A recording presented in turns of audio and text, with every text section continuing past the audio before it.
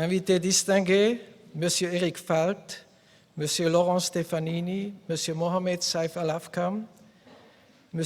Yang Chuangdong, chère Madame Isabelle Huppert, Vos Excellences, artistes, comédiennes, comédiens et professionnels du théâtre ou amateurs de théâtre, Mesdames, Messieurs.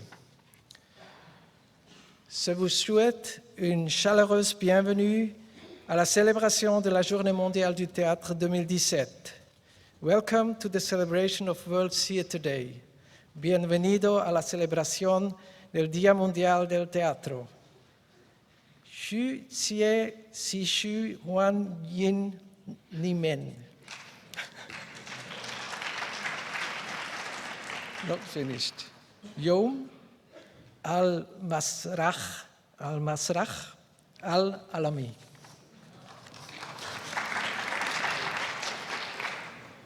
Cette célébration est l'un des événements phares de l'Institut international du théâtre, de l'ITI. Je pense que la langue française, avec le mot phare, nous donne une explication de pourquoi nous célébrons cette journée et pourquoi ce monde a besoin de culture, a besoin des arts, de la scène et a besoin de théâtre. Si vous lisez les journaux, il semblerait que nous reculons dans le temps où il y a la brutalité, les meurtres, les menaces de mort, l'insécurité qui faisait partie de la vie quotidienne. Il semblerait que les pays s'isolent et oublient le respect de l'autre. Compte tenu de ces faits, nous avons besoin de phares, ces édifices phénoménaux construits au bord de la mer pour donner aux gens une lumière d'orientation. Un peu de lumière et d'orientation, c'est ce que la célébration de la Journée mondiale du théâtre tente d'envoyer chaque année. Un peu de lumière et d'orientation, c'est ce que le théâtre peut apporter à chacun de nous en regardant une pièce de théâtre qui nous inspire ou nous fait réfléchir. Le théâtre nous donne une impulsion précieuse. La Journée mondiale du théâtre est née en 1962 et a été célébrée pour la première fois ici à Paris, aux Champs-Élysées, à l'ouverture du célèbre Théâtre des Nations de l'ITI. Un festival que l'ITI a l'intention de relancer en 2018. Ce soir, nous célébrons le théâtre et la façon la plus appropriée de célébrer le théâtre, c'est avec des spectacles. Ce soir, nous célébrons aussi le théâtre avec le message pour la Journée mondiale du théâtre de Madame Isabelle Huppert. Entre les pièces de théâtre, vous écouterez des courts messages d'orateurs distingués. Une fois de plus, bienvenue à la célébration de la Journée mondiale du théâtre. C'est l'UNESCO, l'Organisation des Nations Unies pour l'éducation, la science et la culture, qui a fondé l'ITI en 1948, il y a presque 70 ans. Depuis ses débuts, l'ITI travaille en étroite collaboration avec l'UNESCO et suit ses objectifs pour la compréhension mutuelle et la paix, ainsi que des objectifs similaires en matière d'éducation et de culture. Je suis très heureux que M. Eric Falk, sous-directeur général de l'UNESCO pour les relations extérieures et l'information du public, représente ce soir l'UNESCO. Il soutient en permanence le travail de l'ITI. Veuillez accueillir M. Eric Falk.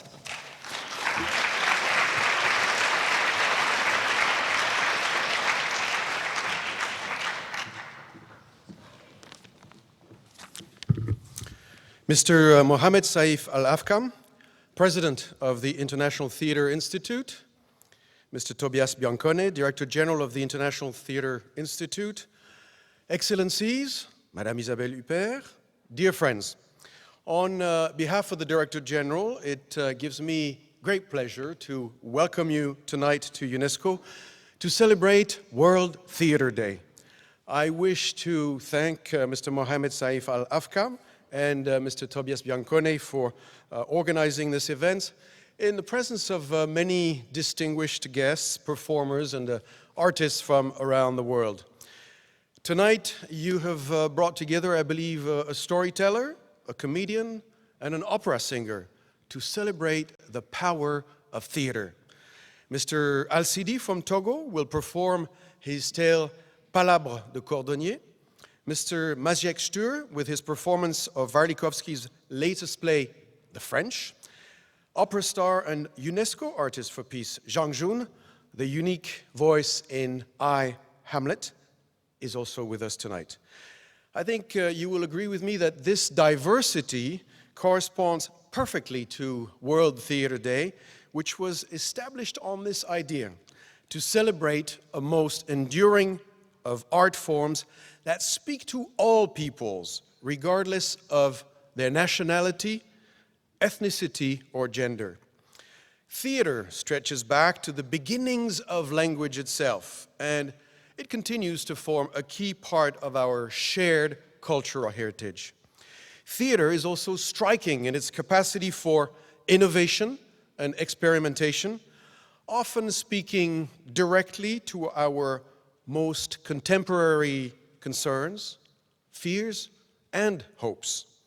This is why, for instance, UNESCO's representative list of intangible cultural heritage of humanity includes dozens of theater forms, from the traditional Okinawan musical theater from Japan, the mystery play of Elche from Spain, the Makyong theater from Cambodia, and so many others coming from various parts of the world. Tonight, we renew our commitment and our passion for theater. Mesdames et messieurs, permettez-moi de saluer tout spécialement la présence ce soir de Madame Isabelle Huppert, marraine de cette édition de la Journée mondiale du théâtre. Je suis heureux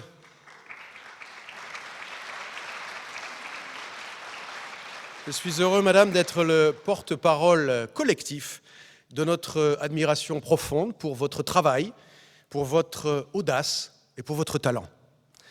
Par votre engagement constant à la fois sur scène et à l'écran, vous avez su explorer toutes les nuances de l'art dramatique, éclairant les rapports du théâtre et du cinéma de façon unique dans le paysage culturel international.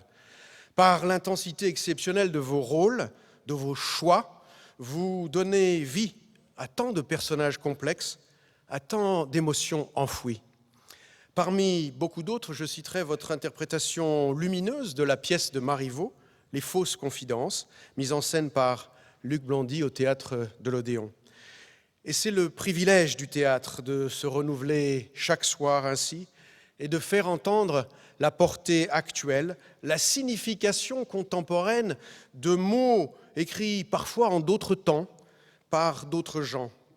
Jean Vilar disait, et je le cite, « L'art du théâtre ne prend toute sa signification que lorsqu'il parvient à assembler et unir. » Assembler et unir par la culture notamment, voilà précisément le mandat de l'UNESCO, et nous en avons plus besoin que jamais. Dans les situations d'après-conflit, la culture et le théâtre aident aussi les communautés à reprendre le dialogue, à accélérer la réconciliation. À l'UNESCO, nous l'avons vu par exemple au Tchad en 2014 à l'occasion d'un projet mené justement par l'Institut international du théâtre avec l'appui du Fonds international pour la diversité culturelle de l'UNESCO. Nous le voyons également dans nos sociétés où monte parfois la tentation du rejet, du repli. Le théâtre peut enseigner les vertus du dialogue, les sources de la démocratie, être une force unificatrice, un levier d'expression, mais aussi de réflexion et de partage. Le théâtre est donc davantage qu'une activité culturelle. Il incarne un projet humaniste, une ambition sociale que nous devons soutenir et développer. Merci donc à l'Institut international du théâtre. Merci à vous tous d'aller au théâtre, d'applaudir et d'encourager toutes celles et ceux qui le font vivre. Et je vous souhaite une agréable soirée. Merci.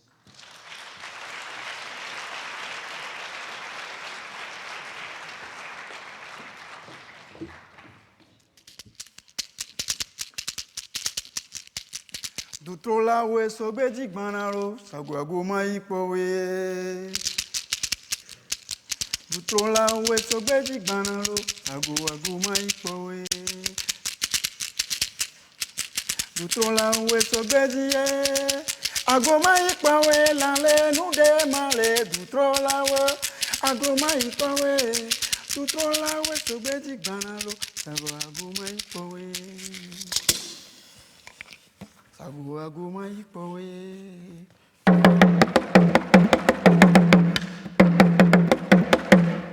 Même aveugle, un œil qui t'aime te pleure. Quelle que soit la puissance du jet de ton urine, les dernières gouttes te tombent entre les jambes.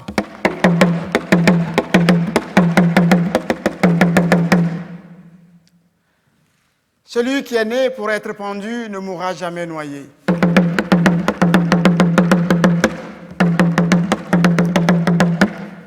C'est lorsqu'un moustique se pose sur tes testicules que tu comprends que la violence ne peut pas tout régler.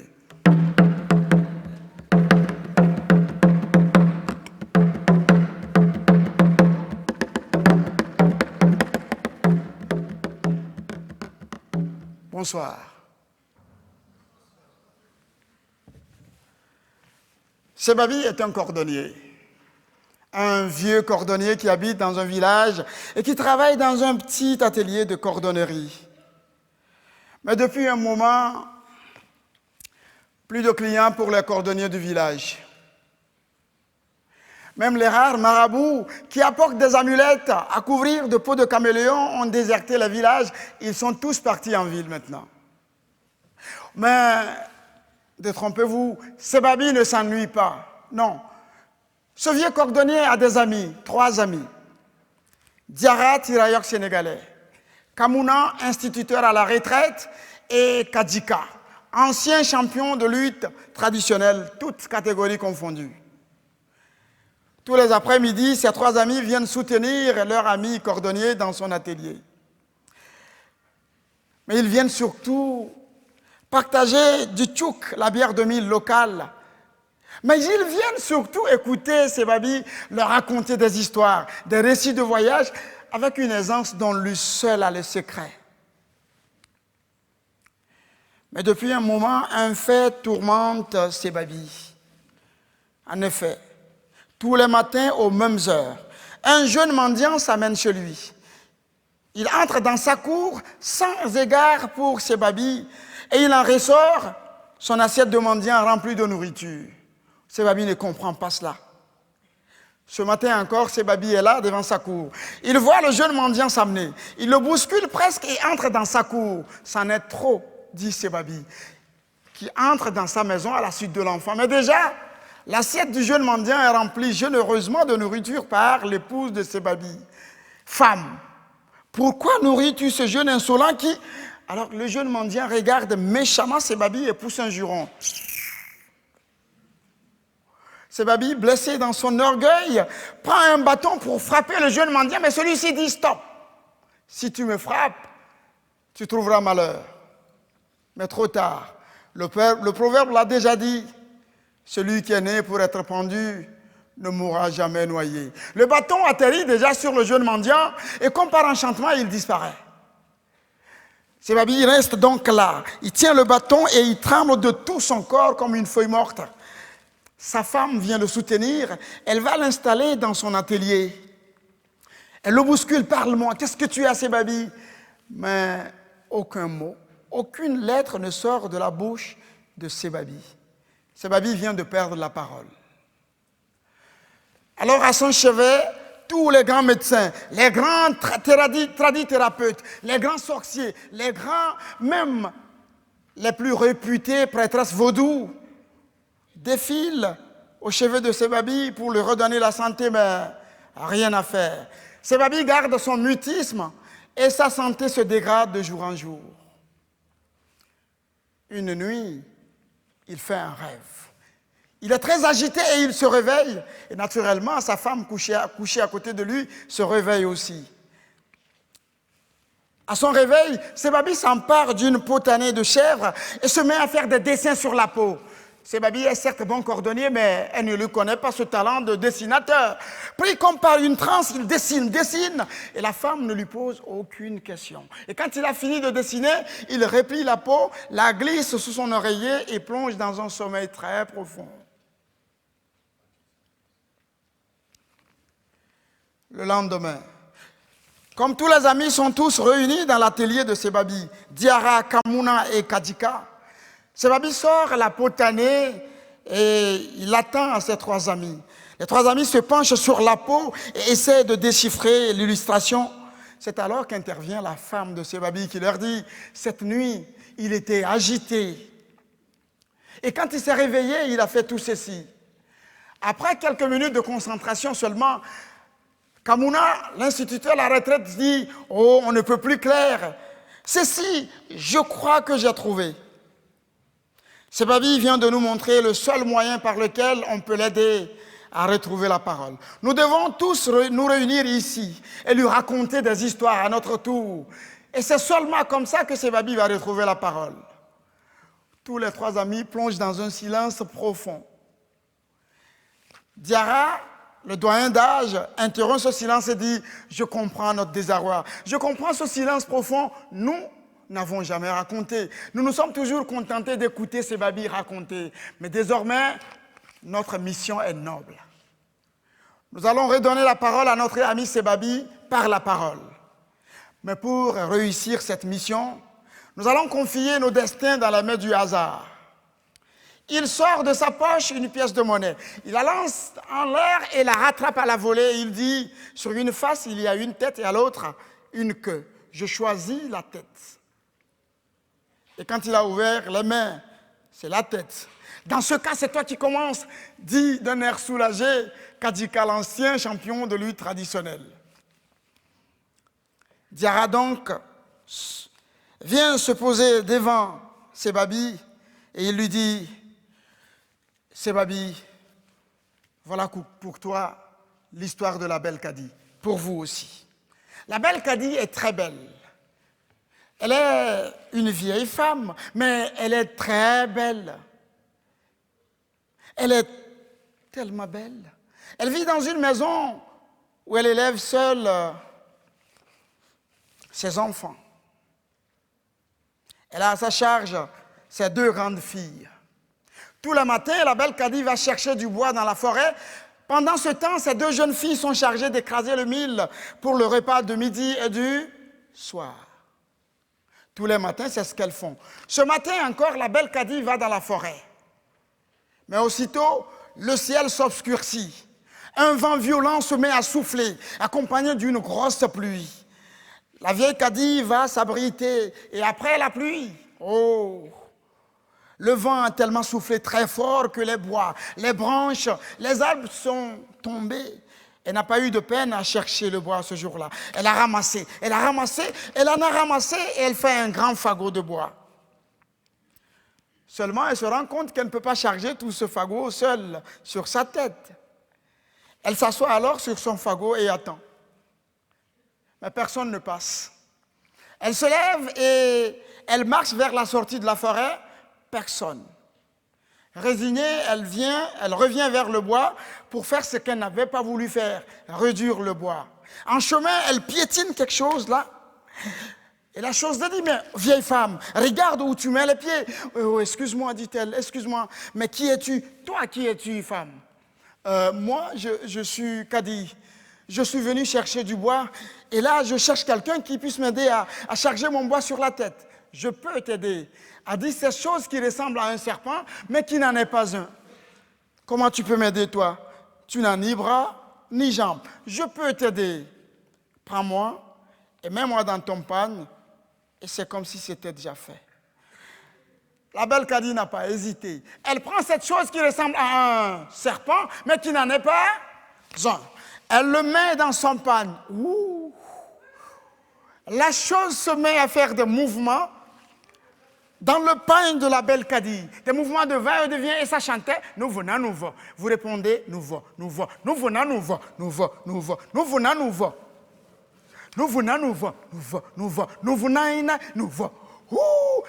Elle pose sa main sur le bois et le bois se retrouve sur sa tête.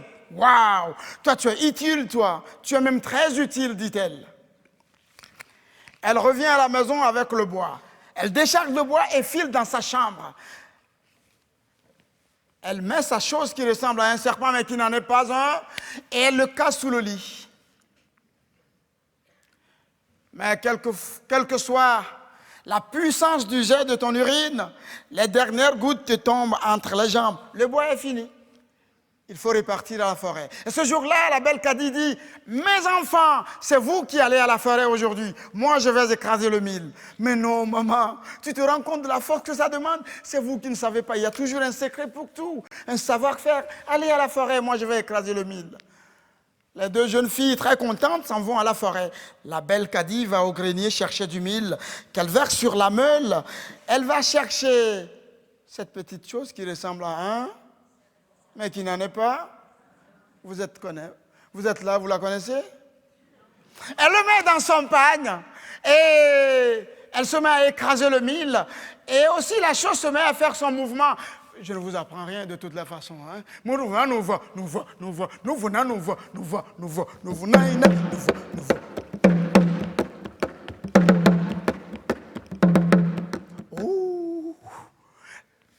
Les filles de la belle Kadi rentrent de la forêt et waouh, maman, tu as fait ça toute seule? Je vous ai dit qu'il y a un secret. Depuis ce moment, les deux jeunes filles se mettent à guetter, à épier leur mère pour découvrir son secret. Un jour, profitant d'une courte absence de leur maman, les deux jeunes filles se mettent à chercher partout.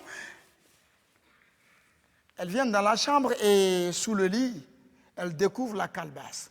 Elles sortent la calebasse et cette chose qui ressemble à un, mais qui n'en est pas, il sort la tête et dit, oh là là, mais où étiez-vous pendant tout ce temps? Qui es-tu? Moi, je suis le secret de votre mère. Ah oui? Alors comment vous faites? C'est simple, dit-il. Prenez-moi. À tour de rôle, mettez-moi dans vos pagnes et vous verrez. Oh! Le droit d'aînesse existe encore. Hein? C'est l'aîné qui s'empare de la chose. Elle le met dans son pagne et le mouvement, vous connaissez déjà. Waouh! La cadette y met à mon tour. Oh, tu es impatiente. Attends un moment, dit-elle. Elle ne veut pas partager, hein, l'aîné. La mère vient la surprendre. Qu'est-ce que je vois là, dit-elle. Elle reprend sa chose, mais la chose résiste et dit, non, non, non, laisse-moi ici. Je suis bien ici. Ah oui? Eh bien, tu vas voir, dit-elle. Un conteur a dit que si une femme te dit, tu vas voir, même si tu es aveugle, tu verras. Elle va à la cuisine chercher un couteau et elle coupe cette chose en plusieurs morceaux et elle va jeter tout sur le dépotoir public du village. Mais ces deux jeunes filles l'ont suivi discrètement. Elles vont ramasser la chose. Elles s'asseyent à côté et elles se mettent à rapiécer la chose. Maintenant, la chose tient plus ou moins. Il faut l'essayer. La cadette se propose de l'essayer et l'aîné n'entend pas cela de cette oreille. Non, non, non, c'est moi qui l'essaye. Une bagarre éclate. Passait un homme, un berger. Il entrevoit les deux jeunes filles qui se chamaillent. Il s'approche d'elle et dit, mais qu'est-ce que vous avez? Et la cadette lui explique tout ce qui se passe, tout ce que vous connaissez. Laissez-moi voir, dit-il. Il prend la chose. Il la met dans son pantalon. Waouh, mais on dirait qu'il y avait une place de taillé déjà qui attendait la chose dans le pantalon de l'homme. L'homme se sent plus fort, il se sent plus homme. Et il dit, écoutez, puisque vous vous chamaillez pour ça, je vais vous la garder. Le jour où vous en aurez besoin, vous me faites signe. Eh bien, c'est depuis ce jour-là que cette chose se trouve entre les mains, bon, on peut dire ça, entre les mains de l'homme. Et sinon, ce n'est pas à nous, hein. Les femmes, vous savez où la chercher. C'est ainsi que les amis se sont succédés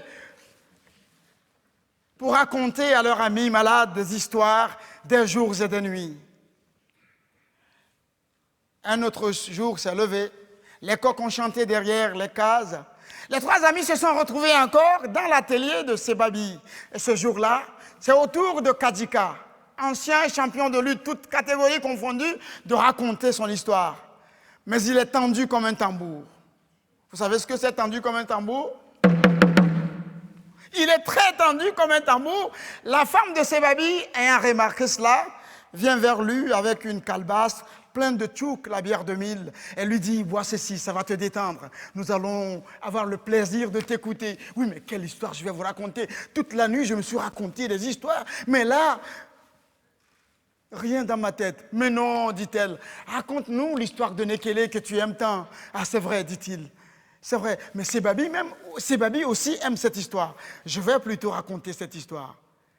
Quand je dis Orodio, vous répondez Oh, Orodio. C'est l'histoire de Nekele, dit-il. Nekele est belle. Parole de conteur, elle est très belle, Nekele. Nekele est la femme la plus belle de son village.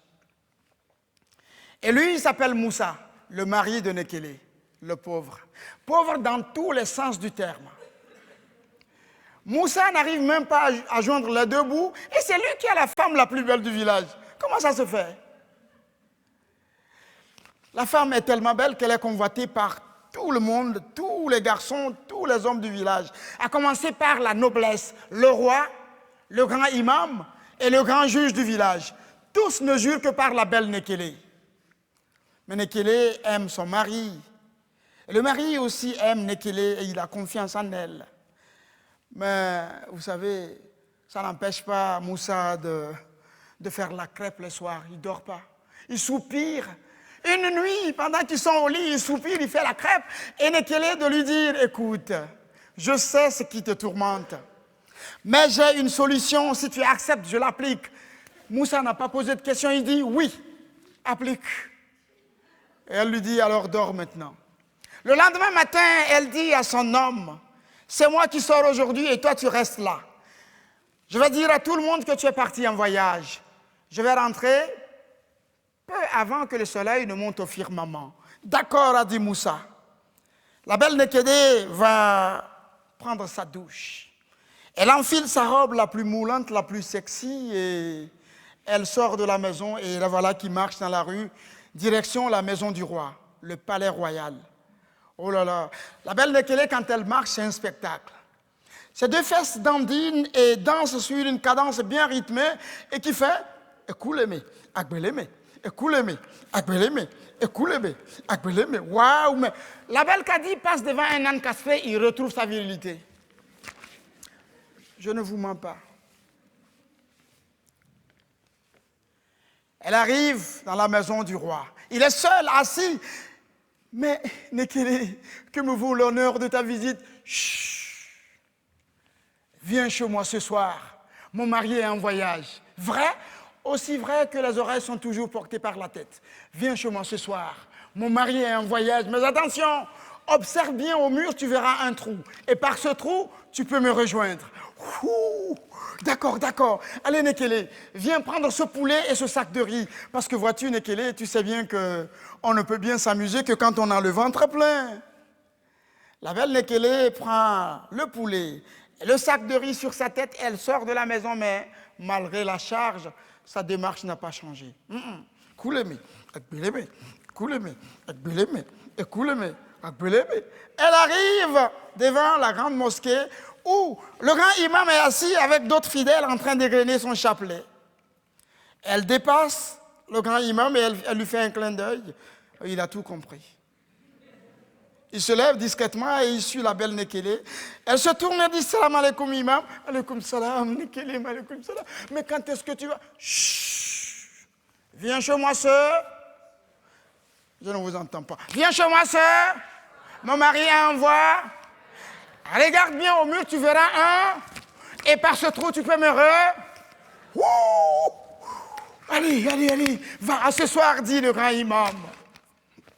La belle Nekele arrive maintenant sous le grand arbre à palabres, où le grand juge règle des litiges entre bergers-peuls et agriculteurs. Il va venir la belle Nekele. Toi ici, d'habitude tu me fuis plus que la peste. Plus maintenant. Viens chez moi ce soir. Mon mari est en voyage. Observe bien au mur, tu verras un trou. Et par ce trou, tu peux me dit-il. Il s'empare d'une liasse de billets que quelqu'un vient de payer comme amende et il la remet à la belle Nekele. Allez, va, ce soir. La belle Nekele arrive chez elle. Elle décharge le sac de riz. Et elle dit à son mari, ce soir, tu vas manger un repas royal. Mais en attendant, tu vois ce trou au mur, ce trou par lequel s'échappent les eaux usées de la maison, tu vas l'agrandir, de sorte qu'une tête puisse y passer. Après, tu vas faire un petit feu de bois, là à côté du trou, où tu vas introduire ton couteau le plus tranchant. Parce que ce soir, tu vas tracer sur des têtes nobles. Moussa a confiance en sa femme. Il agrandit le trou, il fait le feu, il introduit son couteau le plus tranchant et il vient manger son repas royal. Le soir venu, il vient s'asseoir à côté du trou. Peu de temps après, le grand roi s'amène, sans escorte, cette nuit-là. C'est rare. Le roi s'amène et il regarde et il aperçoit le trou. Il introduit son crâne fraîchement rasé et le couteau de Moussa atterrit sur sa tête. Il sort sa tête et se met à courir. Peu de temps après, c'est le grand imam qui s'amène sans chapelet. Il voit le trou. Il introduit son crâne fraîchement rasé. Lui aussi ressort la tête ensanglantée en feu. Il court, il entre chez lui. Et sa femme de lui dit, mais grand imam, viens dormir. Non, mais attends, j'ai des prières à rattraper, dit-il. Peu de temps après, c'est le grand juge du village qui s'amène. Sa pipe au coin des lèvres. Il marche élégamment et il arrive. Il observe et il voit le trou. Il introduit sa tête. Waouh! Le couteau atterrit sur sa tête. Il sort la tête, il se met à courir. Il a retrouvé sa vigueur de 20 ans. Il a couru, on dirait Usain Bolt. Il arrive aussi chez lui, la tête en feu. Nekele dit à son homme, viens te coucher maintenant. Le lendemain, tu vas aller chez le roi te plaindre. Tu lui diras que cette nuit, quelqu'un a essayé de violer ton domicile pour abuser de ta femme et que tu exiges excuses et réparations publiques.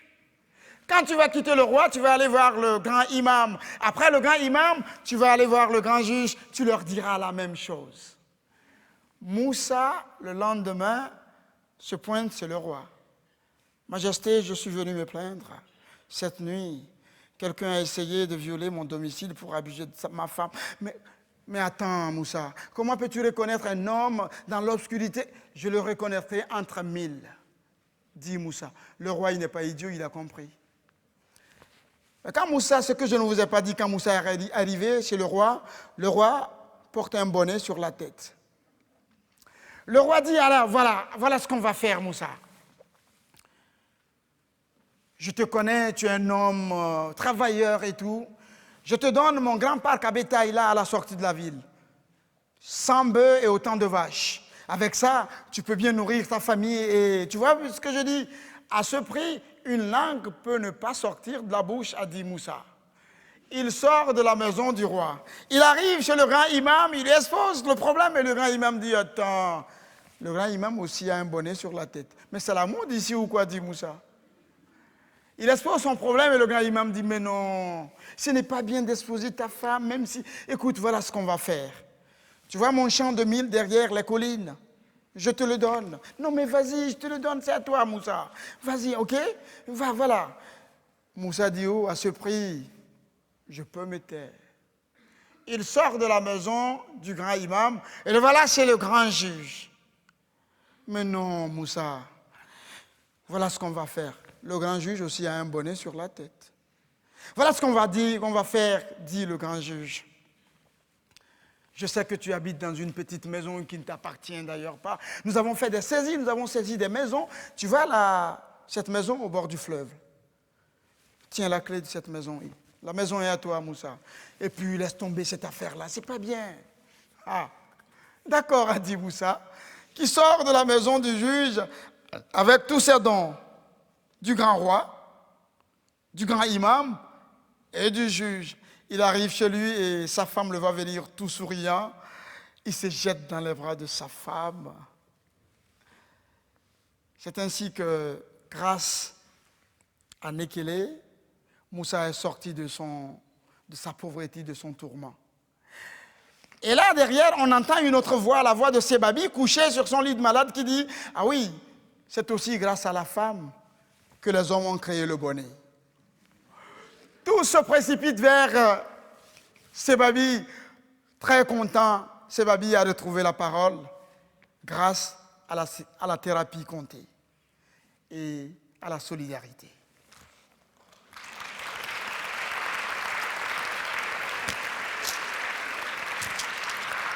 Je vous remercie.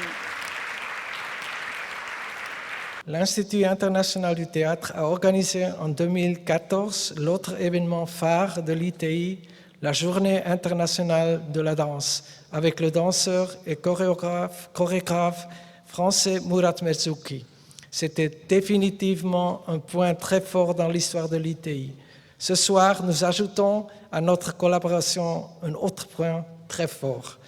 Veuillez souhaiter la bienvenue à son Excellence l'ambassadeur Laurent Stefanini de la délégation permanente de la France auprès de l'UNESCO.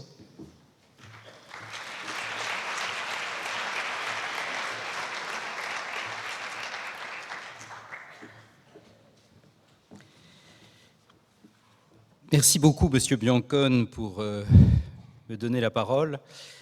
C'est aujourd'hui une journée faste, une journée exceptionnelle pour la France et pour la délégation permanente française auprès de l'UNESCO, puisque se réunissent en un même lieu, ici à l'UNESCO, 3 événements majeurs de francophonie. Nous avons d'abord, pour toute la semaine, une exposition sur la presse en liberté, qui est une exposition de l'écrit, qui est une exposition de première une de presse, mise en valeur, et c'est pour nous, francophones, à l'UNESCO, l'occasion d'illustrer, de défendre par des colloques le principe de la liberté de la presse. Nous avons également, de l'autre côté de notre hall des pas perdus, nous avons la soirée francophone autour de la presse audiovisuelle, autour de la télévision, du monde audiovisuel que nous organisons avec la délégation permanente de Suisse auprès de l'UNESCO. Et enfin, couronnant le tout, nous avons cette journée mondiale du théâtre 2017. Et je souhaite ici vraiment remercier l'Institut international du théâtre et ses dirigeants d'avoir accepté d'organiser cet ensemble de présentations diverses autour du théâtre, qui n'est pas un théâtre exclusivement francophone, mais qui ce soir, ici, est quand même très francophone, surtout qu'il a le privilège de bénéficier de l'apport de cette très très grande artiste française qu'est Isabelle Huppert. Donc, vraiment, merci beaucoup d'avoir contribué à ce moment de la culture et de la culture francophone par l'organisation de cette journée 2017. Merci à vous.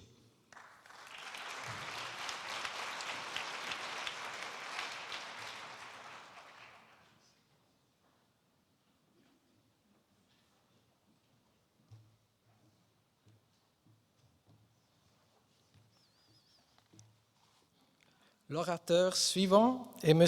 Mohamed Saif Al-Afkam, président de l'Institut international du théâtre. Son attitude humaniste et ses connaissances en leadership aident l'Institut international du théâtre à se développer et accroître sa valeur partout dans le monde.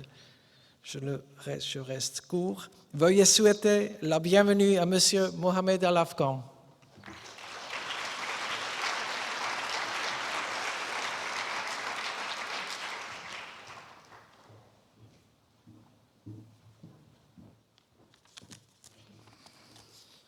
Good evening. Distinguished Eric Polt, UNESCO Assistant Director General for External Relations and Public Information, Distinguished Minister Laurent Stefanini, Ambassador of the Permanent Delegation of France at UNESCO, Mr. Yang Xiongdong, President and founder of the Han Hall Foundation, dear Madame Isabelle Huppert, dear Tobias Bianconi, Excellencies, distinguished guest artists, actors, actresses, theaters, professional and theater lover, ladies and gentlemen. It's a great pleasure and honor to speak to you tonight on behalf of the International Theatre Institute, ITI, the world's largest organization for the performing arts in the world. I would like to talk to you about our organization, the International Theatre Institute. What is our vision? And what is our mission? Here are some of our principles. In ITI, we strongly believe in the value and importance of theater. In ITI, we strongly believe that theater has no borders and that theater productions should travel to other countries to create bridges between cultures. We also strive to create a platform to help with this cross-cultural cooperation. By doing this, we can enrich audience all over the world by making them aware of the global canon of theater. We are firmly convinced that theater has the power to bring mutual understanding and peace to zones of conflict. We also firmly convinced that theater education in communities can help individuals to gain hope and understanding. And we strongly believe that the troubled world we are living in needs the power of inspiration and reflection that theater brings. These are some of the reasons why that ITI and partner organization of ITI do their daily work. These are some of the reasons why we are celebrating World Theater Day. Every year, ITI selects an eminent personality to write the message of the World Theater Day, which is translated into different languages among the globe. Acts was, the speech or the message of the International Theater Day acts as affirmation for those who already value theater. The message also acts as a wake-up call for governments and people who are not yet aware of value and importance of the theater and culture. In the past, John Cocteau and John Parolet and Paolo Nerdo and John Malkovich, Peter Brook, and many other famous theater activists have written the message. But today, for 2017, we are honored that Isabelle Huppert has accepted to write the international message. And we are especially honored that she is championing the main celebration at UNESCO with her presence. On behalf of the International Theatre Institute, I welcome you to the world of ITI and to its main event. Happy World Theatre Day. Thank you.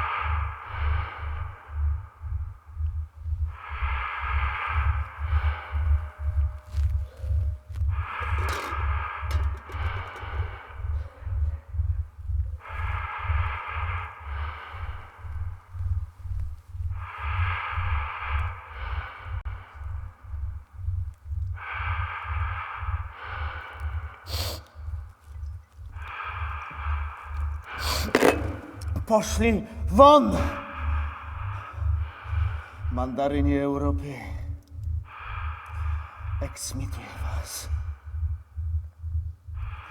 Bando politykasów ułabrana w wojnie na długo przed jej wybuchem. Każdy z was, co do jednego, śmieci, odrzuty, prowincjonalna hołoto, obelgo dla intelektu, niekompetentni gołodupcy, niech to całe ścierwo, każdy z was, co do jednego, zejdzie mi z oczu,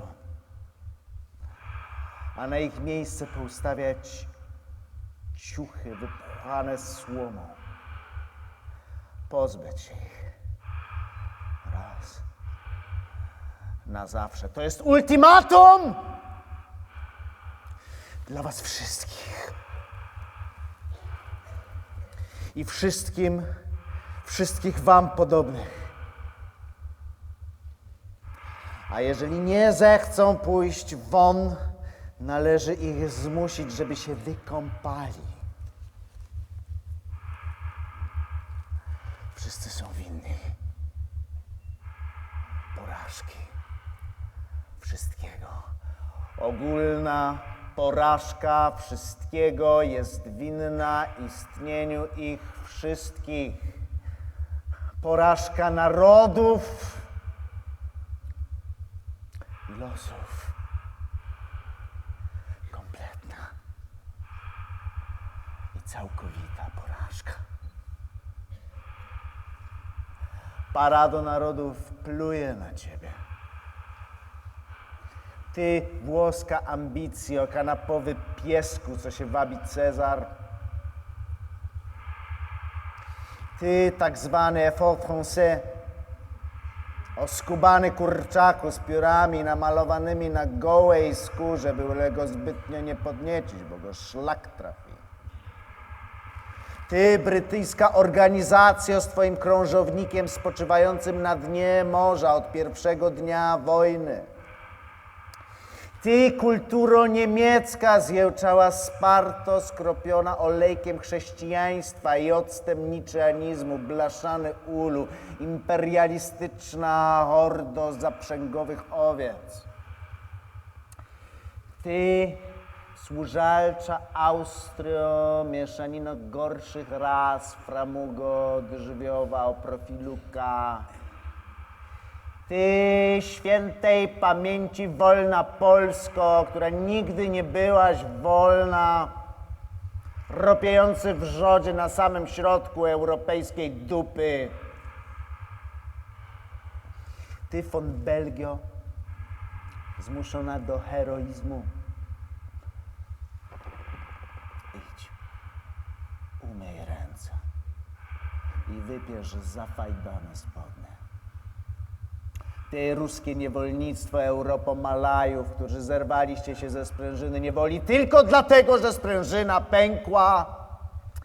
I wy, Stany Zjednoczone Ameryki, bękarcia syntezo-europejskich szumowin, czosnku z transatlantyckiego gulaszu, nosowa wymową modernizmu bez gustu, duszę się pośród tego wszystkiego! Dajcie mi powietrza! Otwórzcie okna! Otwórzcie więcej okien, niż jest wszystkich okien na całym świecie!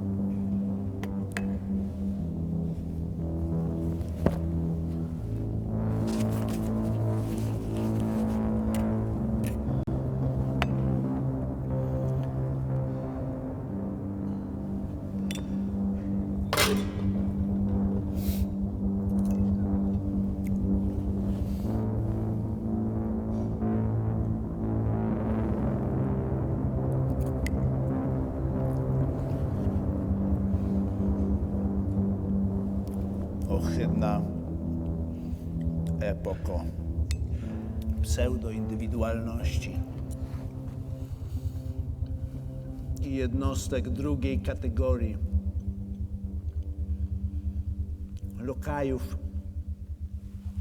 przepełnionych lokajskimi ambicjami, żeby stać się królami lokajów. Lokaje, którzy nie wiecie, czym jest ambicja. Tak? I wszyscy wy, którzy reprezentujecie Europę,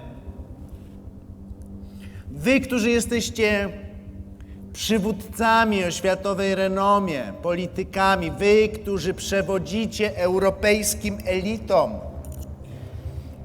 wy, którzyście są kimkolwiek, bądź czymkolwiek w tym wirze letniej herbaty.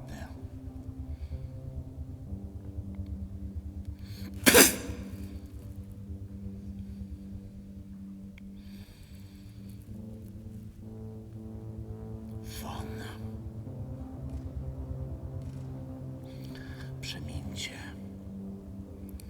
poszukiwacze domowych wygód, szwaczki, kobiety i mężczyźni. Przemieńcie słabeusze, którzy głosicie wyłącznie słabość. Przemieńcie ultra słabeusze, którzy głosicie wyłącznie siłę. Burżuazyjne chłoptasie, którzy drżycie przed osiłkiem, a jednak próbujecie stworzyć cokolwiek z waszego gorączkowego niezdecydowania. Przemieńcie na lewo, podczas kiedy moja pogarda obracać się będzie na prawo. Przemieńcie tandetne odrzuty, artyści i politycy, amatorzy błyskawicznych lunchów. Przemieńcie budowniczowie, bywalcy kawiarni i konferencji, którzy sprzedajecie kupy cegieł, nazywając je domami. Przemieńcie wieśniacy z eurowiochy, gaduły, półgłówki, ochłapy i resztki. Przemieńcie wegetarianie, abstynenci, kalwini, którzy nie chcecie się odpieprzyć. Przemieńcie, definitywnie przemieńcie i obwieźcie głośno i wyraźnie, że nikt nie walczy o wolność ani sprawiedliwość. Walczycie wyłącznie ze strachu przed wszystkimi innymi. A wszyscy wasi przywódcy mają po kilka milimetrów wzrostu. Bełkot wojennych podżegaczy. Łajno. Europejski kibel pełen wciąż tego samego. Kto w nich wierzy?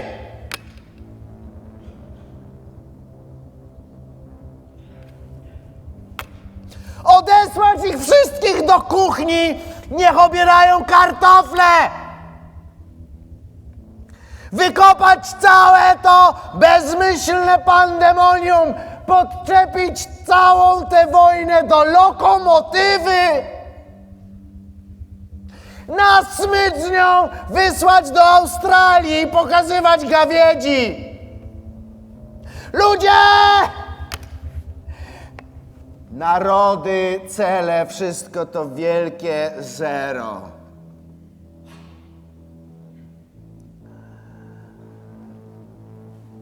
Wszyscy są winni upadku wszystkiego.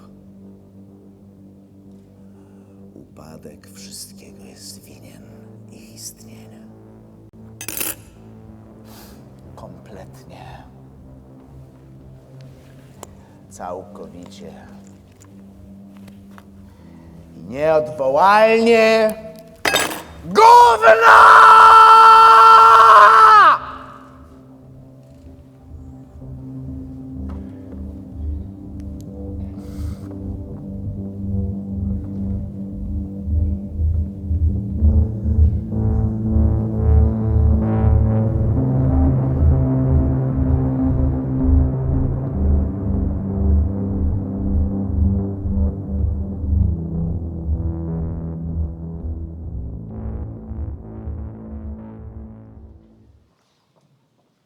Isabelle Huppert est une personnalité extraordinaire de théâtre et une actrice extraordinaire, sur scène et sur le grand écran. Ce qui me touche personnellement, c'est qu'elle est capable de jouer différents types de caractères. Il suffit de penser aux films dans lesquels elle a joué. C'est évident et c'est impressionnant. Ce qui est encore plus impressionnant, c'est que vous pouvez voir cette capacité aussi sur scène. Ceux d'entre vous qui ont eu l'occasion de le voir jouer au théâtre de l'Odéon, dans Le Dieu du carnage de Yasmina Reza, dans Quartet de Bob Wilson, dans Les fausses confidences de Luc Ponty ou dans Un tramway ou dans Phèdre de Christophe Walikowski, vous comprendrez ce que je dis. Son incarnation d'un personnage est tout simplement incroyable. Si vous regardez le nombre de films qu'Isabelle Huppert a fait juste au cours des dernières années et le nombre de pièces de théâtre auxquelles elle a participé et avec lesquelles elle a fait des tournées, je peux simplement dire que c'est une personne qui se consacre à sa profession, c'est une personne qui a la passion pour jouer et la passion pour le théâtre. Ces passions pour le théâtre est ce qui motive les membres de l'ITI à faire leur travail, à créer des possibilités pour les gens du théâtre, à créer des possibilités éducatives pour que les jeunes deviennent des actrices professionnelles, des acteurs professionnels.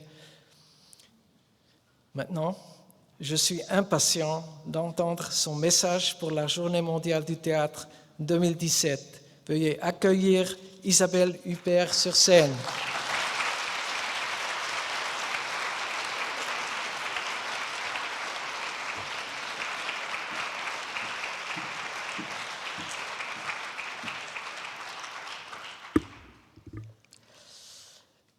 Bonsoir. Voici donc 55 ans que chaque année, au printemps, une journée mondiale du théâtre a lieu. Une journée, c'est-à-dire 24 heures, qui commence du côté du théâtre No et du Bunraku, qui passe par l'Opéra de Pékin et le Kathakali, s'attarde entre la Grèce et la Scandinavie, d'Eschyle à Ibsen, de Sophocle à Strindberg, entre l'Angleterre et l'Italie, de Sarah Kane à Pirandello, et aussi la France, entre autres, où nous sommes, et où Paris est tout de même la ville du monde qui reçoit le plus de troupes étrangères. Ensuite, nos 24 heures nous mènent de la France en Russie, de Racine et Molière à Tchekhov, puis traversent l'Atlantique pour finir peut-être dans un campus californien où des jeunes gens réinventent, sans doute, le théâtre. Car le théâtre renaît toujours de ses cendres. Il n'est que convention qu'il faut inlassablement abolir. C'est ainsi qu'il reste vivant, insoumis, libre et éphémère. Le théâtre a une vie foisonnante qui défie l'espace et le temps. Les pièces les plus contemporaines sont nourries par les siècles passés. Les répertoires les plus classiques deviennent modernes chaque fois qu'on les monte à nouveau. Une journée mondiale du théâtre, ce n'est évidemment pas une journée au sens banal de nos vies quotidiennes. Elle fait revivre un immense espace-temps. Et pour évoquer l'espace-temps, je voudrais faire appel à un dramaturge français, aussi génial que discret, Jean Tardieu. Je le cite. « Pour l'espace, il demande quel est le plus long chemin d'un point à un autre. Pour le temps, Il suggère de mesurer en dixièmes de seconde le temps qu'il faut pour prononcer le mot « éternité ». Pour l'espace-temps, il dit aussi « Fixez dans votre esprit avant de vous endormir 2 points quelconques de l'espace et calculez le temps qu'il faut en rêve pour aller de l'un à l'autre. » C'est le mot « en rêve » que je retiens. On dirait que Jean Tardieu et Bob Wilson se sont rencontrés. On peut aussi résumer notre jour mondial de théâtre en se souvenant de Samuel Beckett, qui fait dire à Winnie, dans son style expéditif, « Oh, le beau jour que ça aura été !» En songeant à ce message qu'on m'a fait l'honneur de me demander, je me suis souvenue de tous ces rêves, de toutes ces scènes que j'ai foulées. Ainsi, je n'arrive pas toute seule dans cette salle de l'UNESCO. Tous les personnages que j'ai interprétés sur scène m'accompagnent. Des rôles qu'on a l'air de quitter quand c'est fini, mais qui mènent en vous, une vie souterraine, prêts à aider ou à détruire les rôles qui leur succéderont. Phèdre, Araminthe, Orlando, Eda Gabler, Médée, Merteuil, Blanche Dubois. M'accompagnent aussi tous les personnages que j'ai aimés et applaudis en spectatrice. Et là, j'appartiens au monde entier.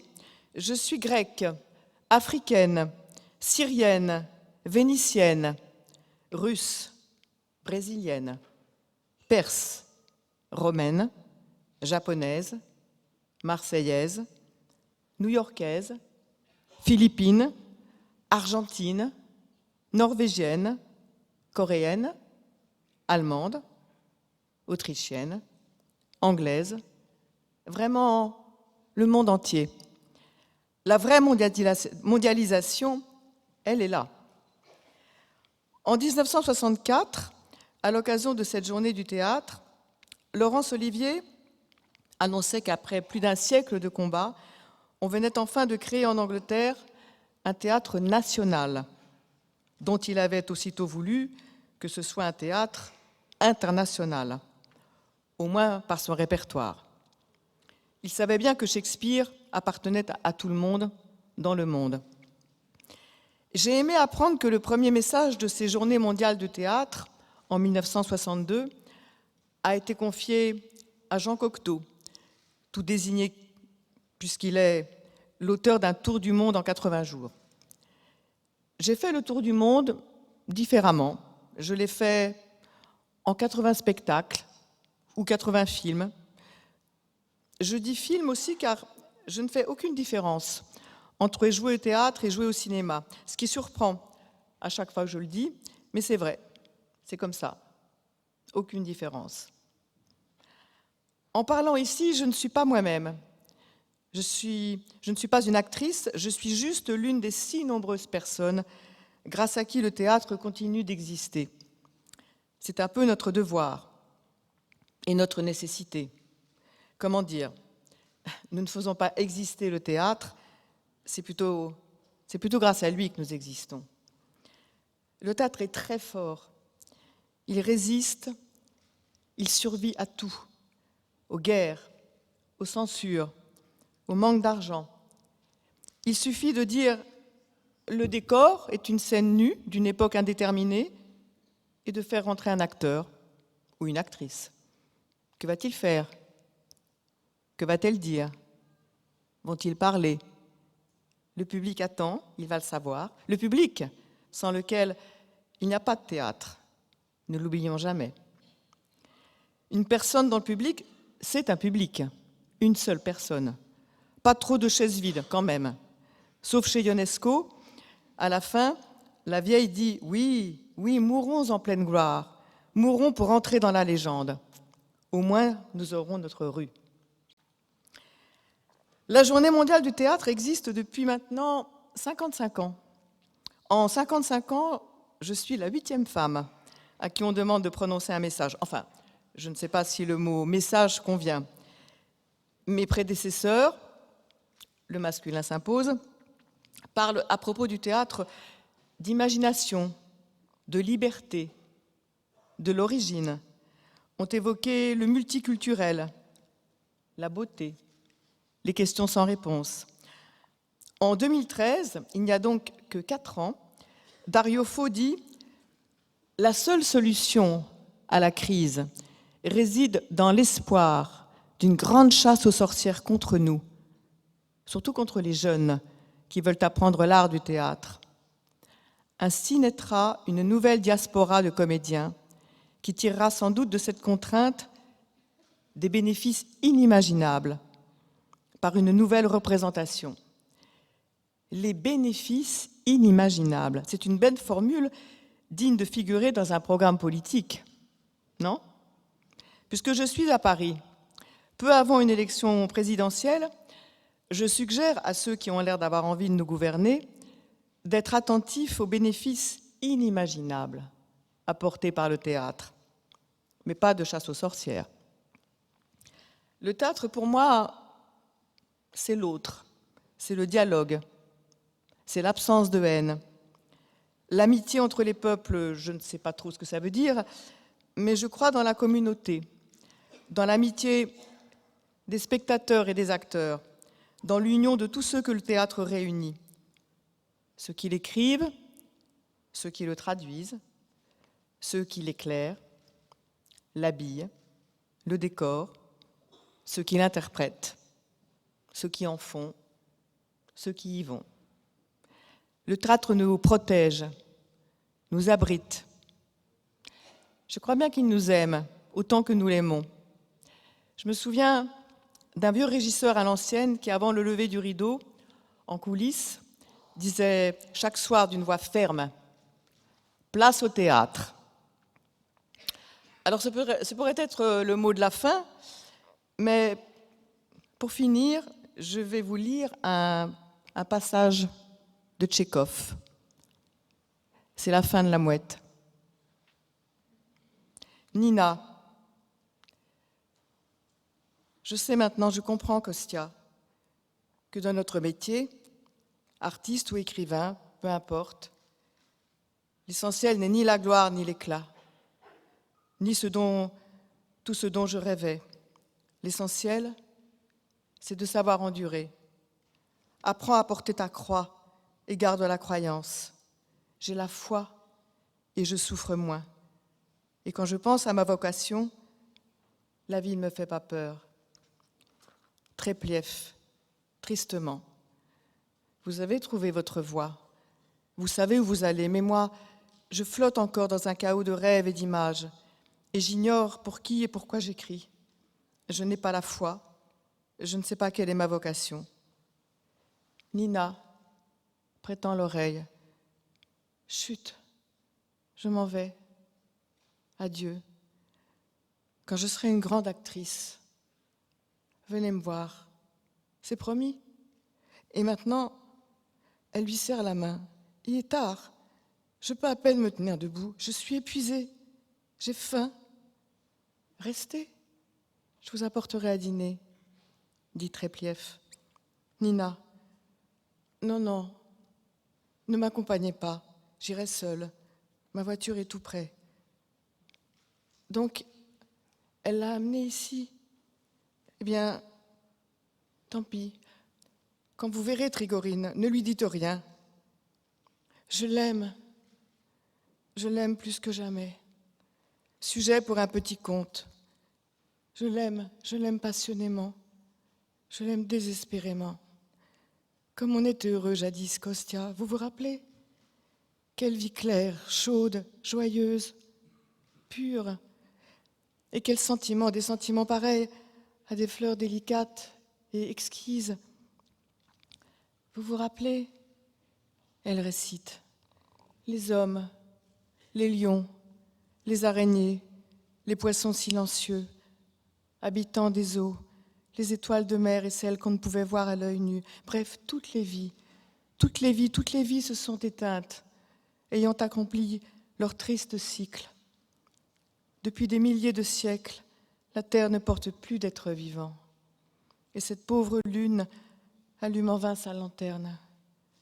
Dans les prés, les cigognes ne se réveillent plus en poussant des cris, et l'on n'entend plus le bruit des hannetons. dans les bosquets des tilleuls.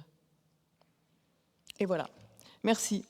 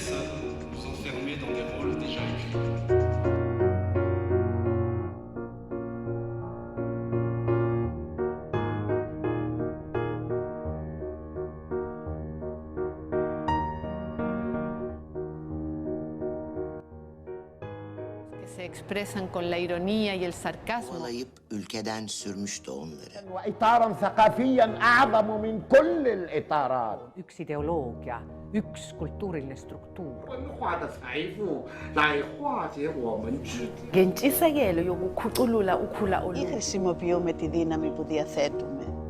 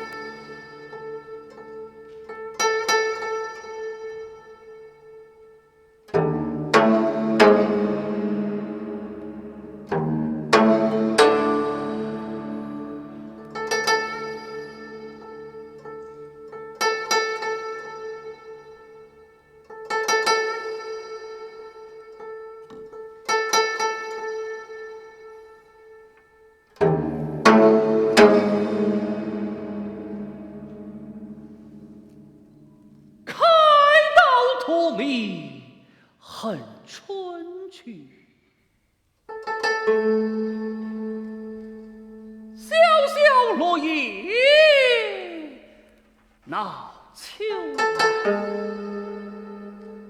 萍水看破春秋事，不过国泰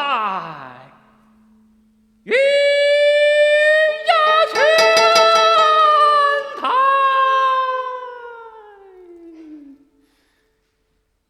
To be or not to be, that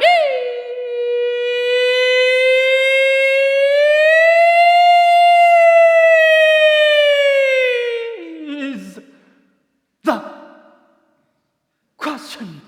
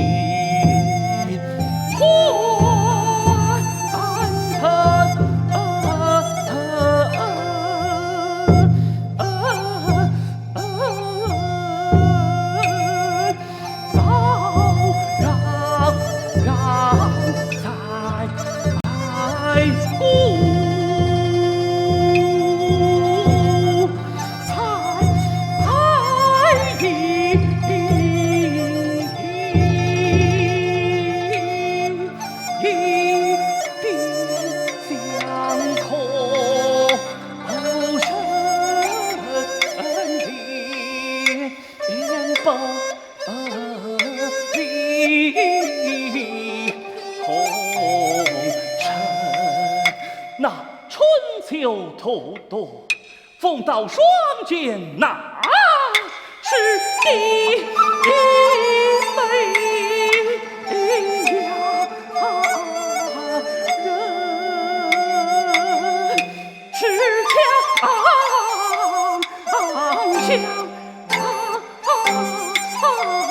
路莫海海何去？后生海何去？那后生。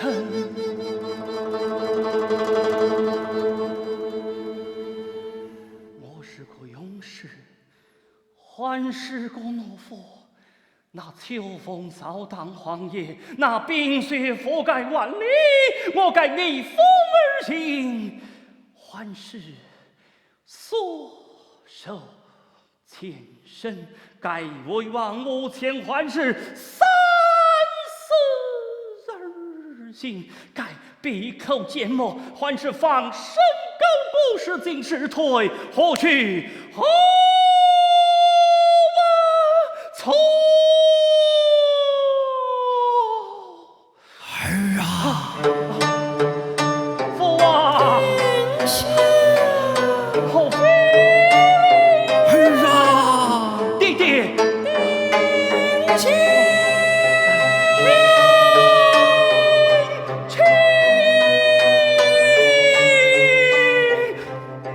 哦，微微战胜。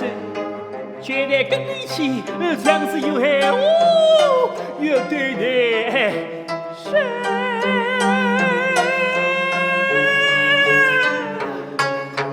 我跟他去，耶！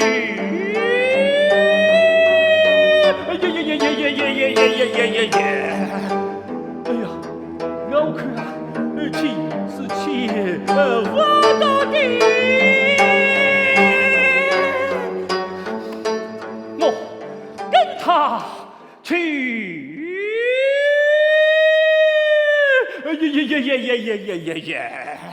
我看啊，去是万万去不得的，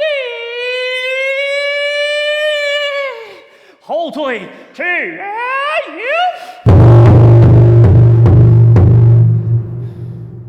我之生命青似尘埃，我之魂灵终日山岳。他在还我，那无常英明在还着我，弟弟。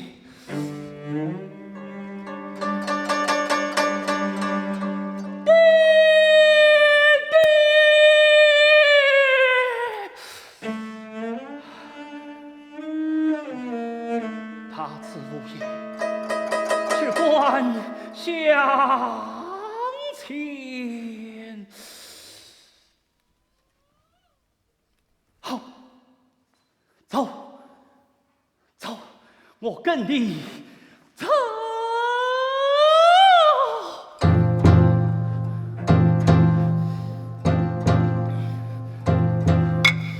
地着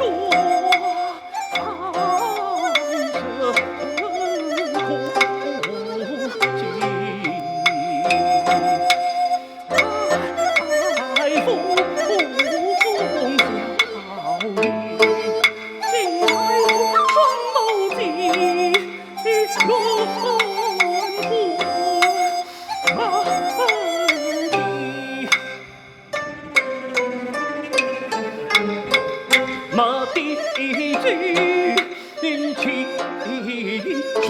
里，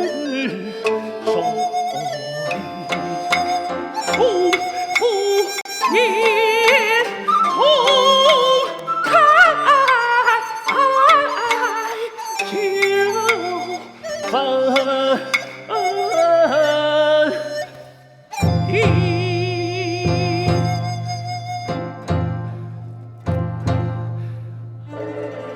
父王，却为何你长眠的骸骨不安墓穴？却为何人不张开巨口将你吐放？此君家阴森恨啊，恐怖我发的。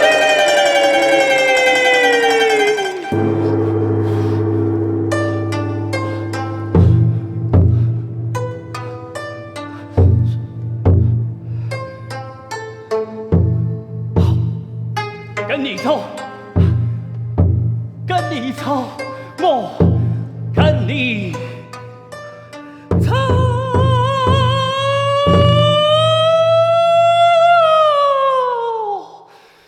哎呀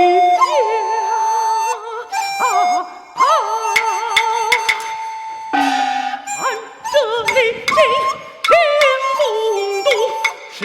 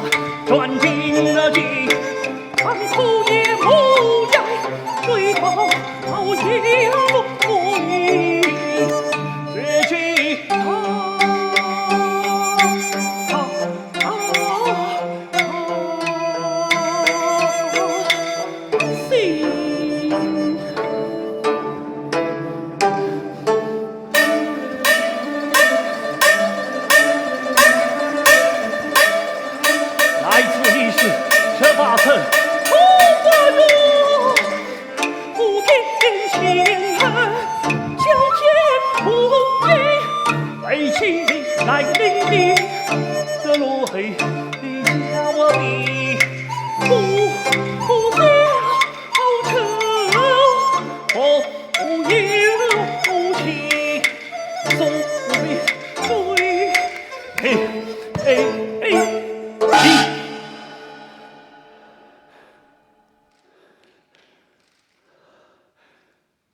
我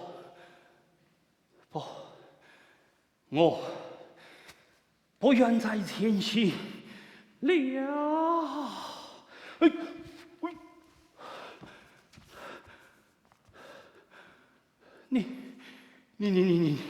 你带领我后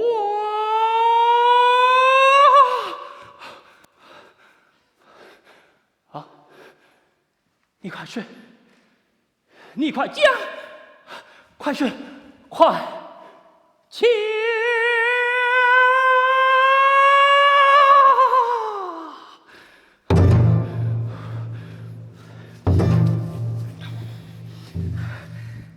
儿啊！被情爱蒙蔽的双眼，这间花园之内姹紫嫣红；被仇恨牵引之心，就能发现这伤天害理、骇人听闻也在此中。上帝夜里，爱人听到俺的这个呼吁里，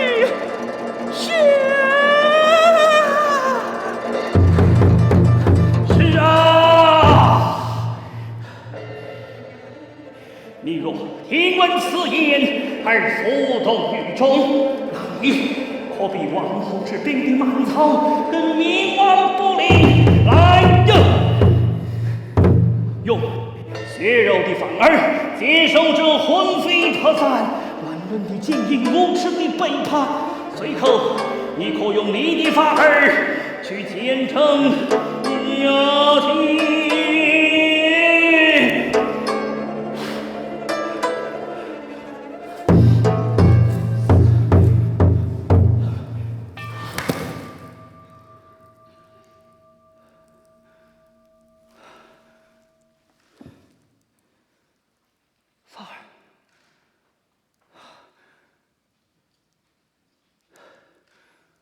我的法儿，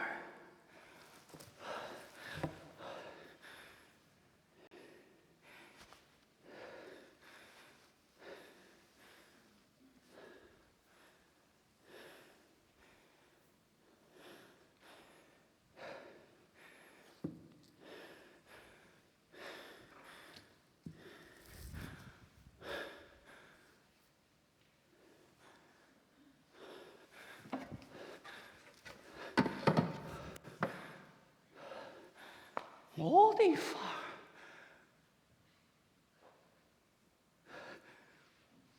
我的法儿，便在这举手之上，粉墨之间，在这荒腔走板，手演什么不？君不见，方寸戏台。大千世家，才子佳人十分异地。帝王将相，离合悲欢，开疆拓土，盖莫难忘。台上嚎啕，台下音剧。台上高歌，台下低吟；台上淫笑，台下复张；台上痴狂，台下迷醉。手艺无知，所以导致虽人不在其内，哪个不曾扮上？来，凭着一本戏，我将探视君王的婚礼，发现他内心的阴的命。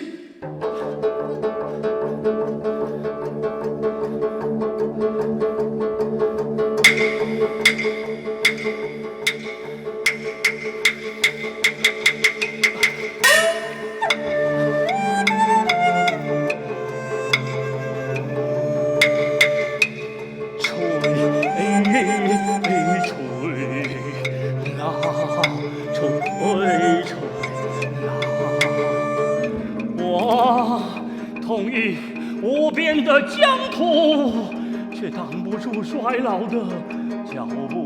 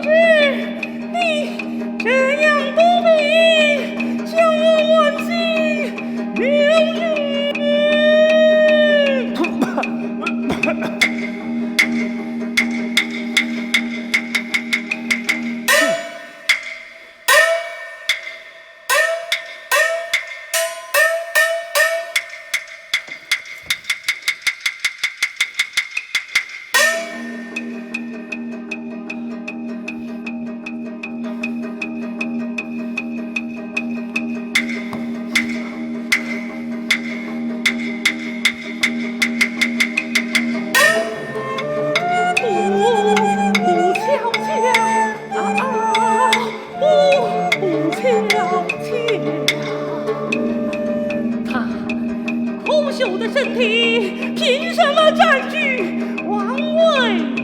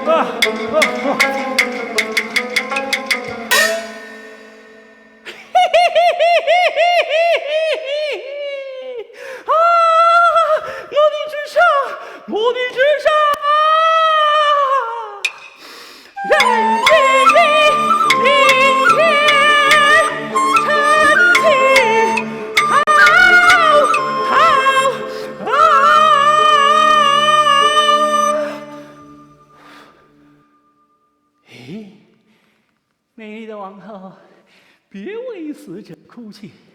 我做了国王，将比你的国王更爱你。哦，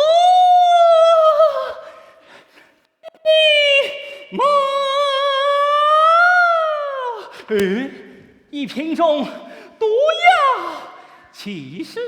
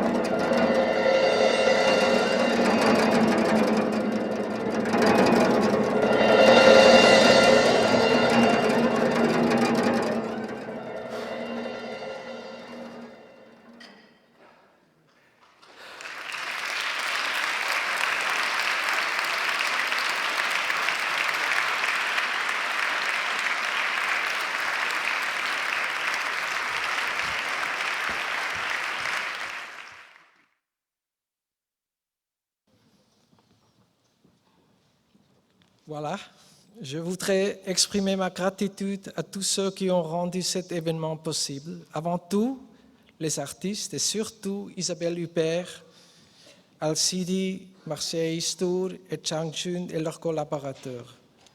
J'exprime également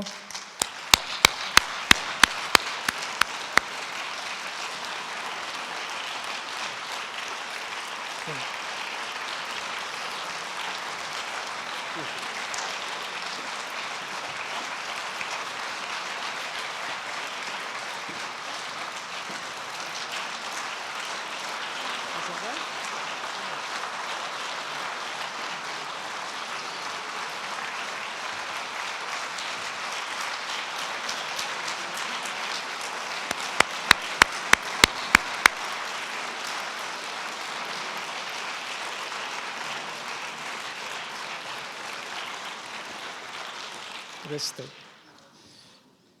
J'exprime également ma gratitude à M. Yang Changdong de la Fondation Hanhal, le sponsor principal de cet événement, et aux orateurs Eric Falk, Mohamed Al-Afkam et Laurent Stefanini. Je voudrais exprimer ma gratitude à l'équipe de l'ITI de Shanghai, surtout à Chen Chongwen. Elle est la leader de cet événement.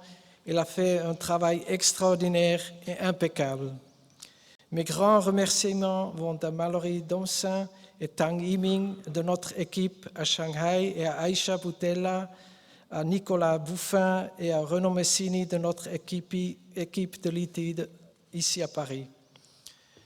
Je voudrais exprimer ma gratitude aussi à Anne Hermeline, Clara Berman, Anne-Sybille Riguduel, Roland Farjon, Nicolas Sridi et l'équipe de l'UNESCO et à tous les partenaires et travailleurs derrière la scène. Sans un effort de groupe, cet événement ne serait pas possible.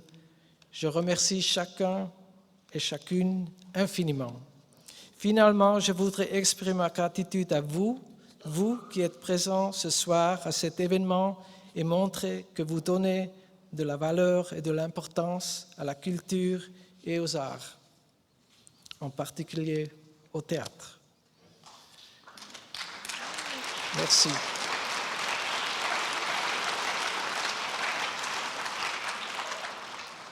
Et finalement, je voudrais inviter sur scène pour le dernier applaudissement la comédienne Madame Isabelle Huppert.